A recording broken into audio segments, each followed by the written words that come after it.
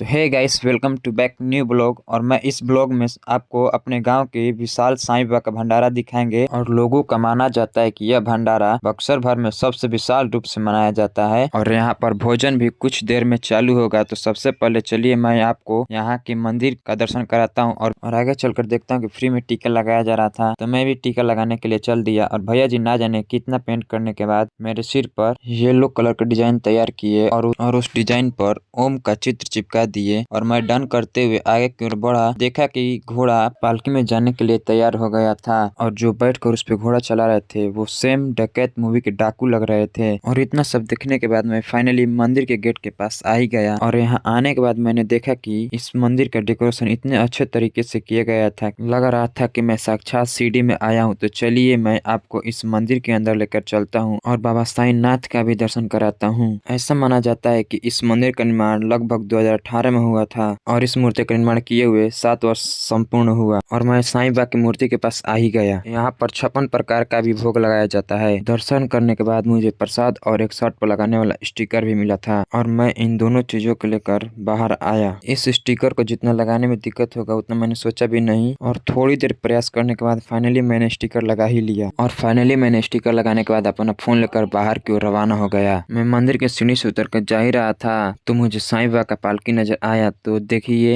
यही साईं बाबा का पालकी है, जिसमें साईं बाबा की तस्वीर रख कर पूरे गांव की भ्रमण कराया जाता है। इस पालकी को ढोने के लिए अधिक मात्रा में लोगों का भीड़ लगता है। तो चलिए मैं आपको जहां पर भोजन कराया जा रहा है वहां पर ले चलता हूं। और वहां पर भी साईं बाबा का तस्वीर रखा गया है, तो आप लोगों को भी वहां के साईं बाबा का दर्शन कराते हैं। तो फाइनली हम लोग दूसरे वाले साईं बाबा के पास आ ही गए। यहाँ पर भी डेकोरेशन अच्छे तरीके से किया गया है, फूल और माला से सिर्फ बाबा को सजाया गया है। तो जैसे कि यहाँ पर भोजन शुरू करने का भी अनाउंस कर दिया गया है और सारे भक्तजन प्रसाद ग्रहण करने के लिए बैठ गए हैं और साईं बाबा का जयकारा लेकर प्रसाद ग्रहण करेंगे।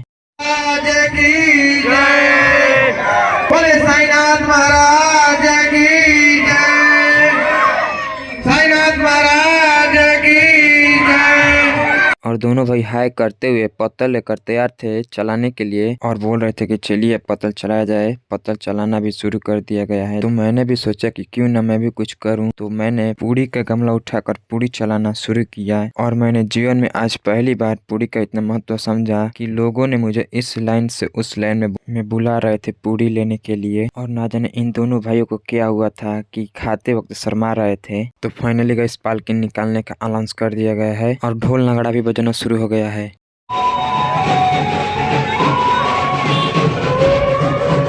तो पालकी आपको अगले नेक्स्ट वीडियो में दिखाएंगे। तो वीडियो को लाइक करना, सब्सक्राइब करना ना भूलें।